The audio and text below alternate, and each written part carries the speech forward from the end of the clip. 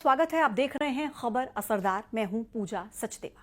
मैं हूं आपके साथ प्रशांत कटारे। तो खबर असरदार में बात विस्तार से।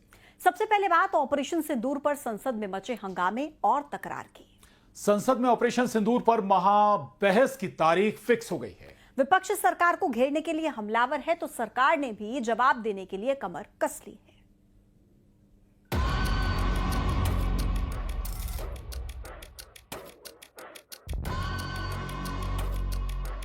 संसद के मानसून सत्र में हंगामे की जमकर बरसात हो रही है। सत्ता पक्ष और विपक्ष आमने सामने है। तकरार इस कदर है कि सत्र के शुरुआती 3 दिन हंगामे की भेंट चढ़ चुके हैं।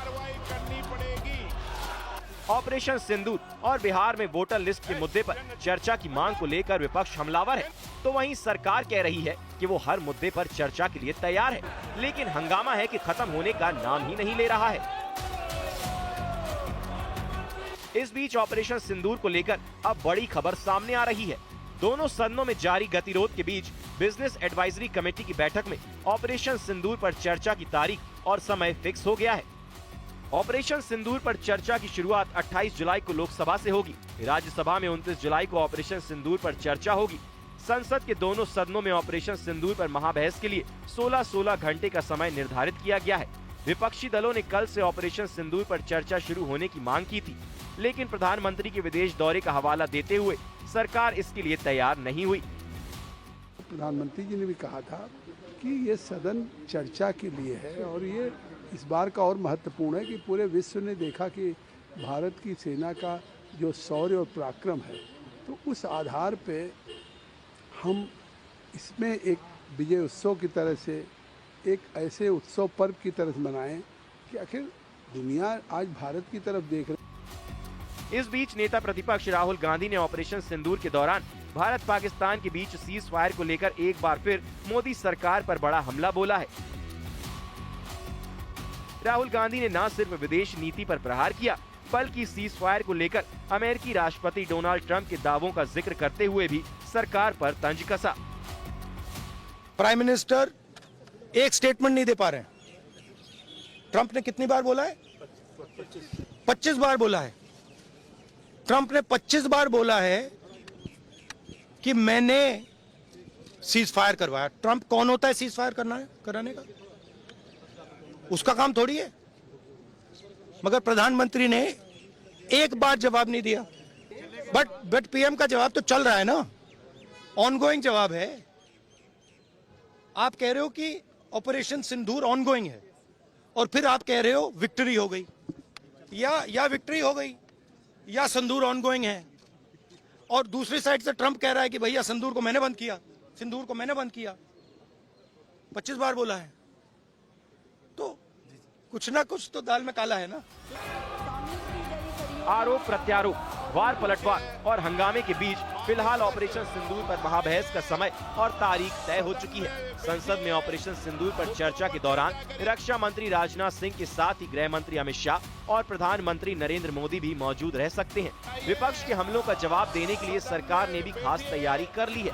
जानकारी के मुताबिक रक्षा मंत्री राजनाथ सिंह ने chief of defence staff Anil Chauhan, रक्षा सचिव राजेश कुमार सिंह और तीनों सेनाओं के प्रमुखों के साथ एक के बाद एक कई बैठकें की हैं। इन बैठकों का मकसद ऑपरेशन सिंदूर पर सरकार का जवाब तैयार करना बताया जा रहा है। Bureau report, news 18। यूपी की सियासत में एक बार फिर हलचल पैदा हो गई है। इस बार विवाद की जड़ है दिल्ली में संसद भवन के पास एक मस्जिद में समाजवादी पार्टी की एक बैठक। एसपी प्रमुख अखिलेश यादव इस बैठक को आस्था से जोड़ रहे हैं, तो बीजेपी ने उन्हें नमाजवादी का तमगा दे डाला है।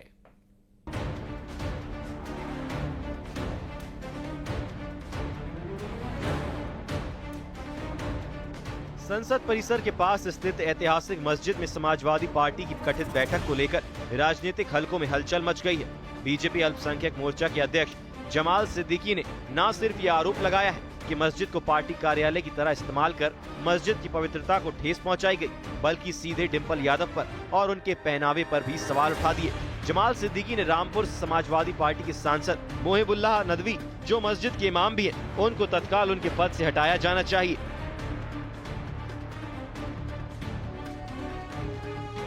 किस इस्लाम के कानून का फायदा उठाकर और उसकी आड़ में श्रीमती डिम्पल यादव उस मस्जिद के मेंबर के पास बैठी, जहां वो ब्लाउज में थी, उनका सर खुला हुआ था, उनका पीठ खुला हुआ था, उनके पेट दिख रहे थे।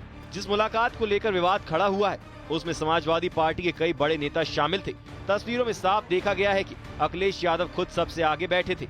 उनके साथ दिखे सांसद छोटे लाल, धर्मेंद्र यादव, मोहिबुल्लाह नदवी, उत्कर्ष मधुर, जियाउर रहमान बर्क, आनंद भदौरिया, डिम्पल यादव और बीरेंद्र सिंह। यही वजह रही कि खुद समाजवादी पार्टी के अध्यक्ष अखिलेश यादव और डिम्पल यादव को जवाब देने के लिए सामने आना पड़ा। बीजेपी के कहने से अब बीजेपी को मीठे से तकलीफ होगी तो मीठा छोड़ देंगे।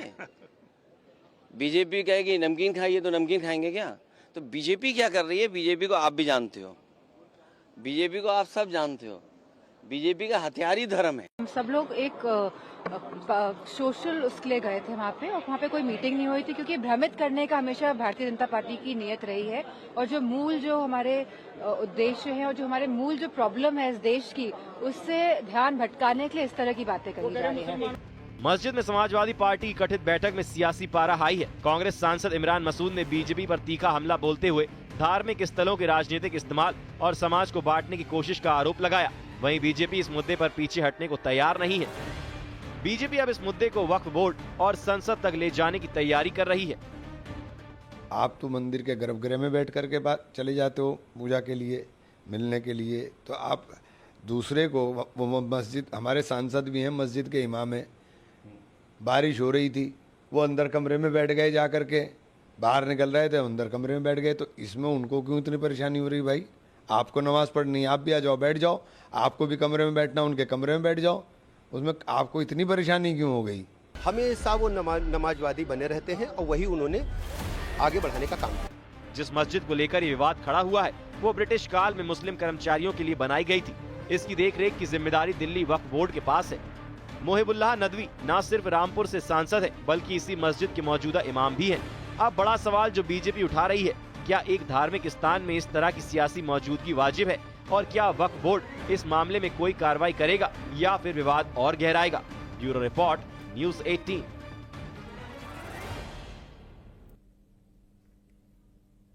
एसआईआर के मुद्दे पर दिल्ली से लेकर पटना तक सियासी संग्राम मचा है। सदन के अंदर से लेकर बाहर तक वोटर रीवेरिफिकेशन को लेकर विपक्ष लगातार प्रदर्शन कर रहा है। आज संसद के दोनों ही सदनों में विपक्ष ने एसआईआर के मुद्दे पर हंगामा किया। संसद परिसर में राहुल गांधी, अखिलेश यादव समेत विपक्ष के सांसद प्रदर्शन करते नजर आए।